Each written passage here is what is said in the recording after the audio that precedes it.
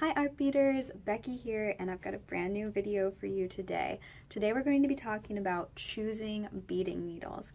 If you're working with seed beads or doing any type of bead embroidery, loom work, you're going to be working with beading needles, and I'm here to tell you about the different types, sizes, and what kind of needles you're going to want to choose based on what projects you're doing. So let's dive into the wonderful world of beading needles. Beading needles are essential for seed bead projects as they make it easy to add those tiny beads to your thread. If you're new to bead weaving or embroidery, you might be wondering which needles are right for you. When choosing needles, you must consider the right size and type of needle you'll need for your project. There are various sizes and styles of needles to choose from, and generally you do not want to use just any regular sewing needle because they're not always the right size for beading. Beading needles feature narrower eyes than sewing needles, so a bead can be passed through with ease. You'll want to choose needles based on the types and sizes of the beads and thread you're using, as well as how many passes you'll need to make through the beads during the project. Let's talk a little bit about beading needle sizes. Beading needle sizes are like bead sizes. The larger the number, the smaller the diameter of the needle.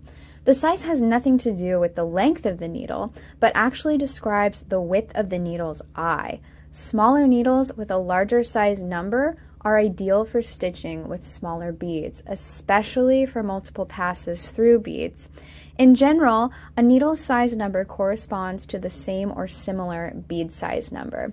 The beading needle you choose has to be the right size to fit over the smallest beads in your project. Here are some suggestions for what stitches and bead sizes to use with the different needle sizes. Size 10 needles work well for peyote and brick stitch, netting, and loom weaving. They are a wonderful option for using with 8/0 and 11/0 seed beads. Size 12 needles are great for all off-loom stitches as well as loom work.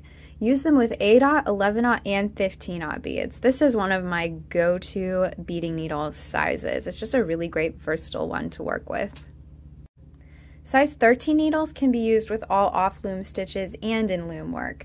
They are especially useful for right angle weave or spiral ropes. This is a great size to use with those really small 15/0 seed beads. Size 15 needles work as well for all off-loom stitches and loom work. Again, that's another great option for right angle weave or spiral ropes, and that's a really good size for using with small antique seed beads, especially if they're fragile. If you're still not sure what size to use, we do offer several variety packs of needles that include different sizes. So don't be afraid to experiment and find what works for you. This is a great variety pack of beading needles, leather needles. We've got some threaders in there, as well as other great tools for stitching and leather work and other crafts. And our tulip needles come in a variety pack. You can see that this set of embroidery needles has assorted sizes 7, 8, 9, and 10. I also wanted to talk about long and short beading needles.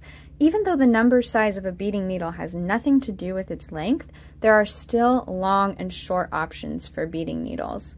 Longer needles are helpful in handling more beads per stitch or in making multiple stitches on the pass.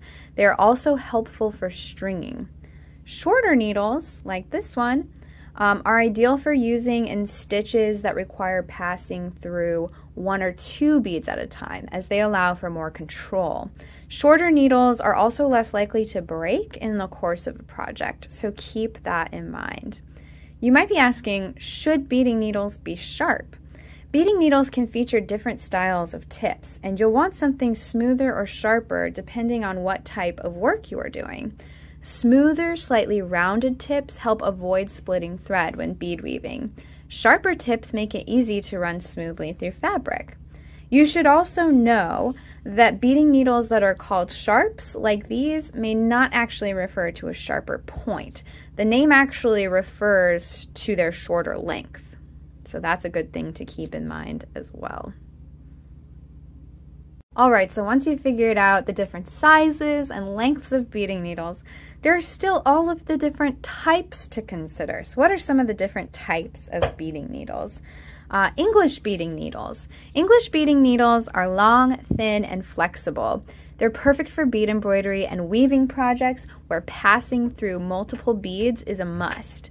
Because they are so flexible, they tend to curve the more you use them, which can be a desirable trait to some beaders. Don't be afraid of bent, curved needles. Sometimes that can actually work well in your stitch.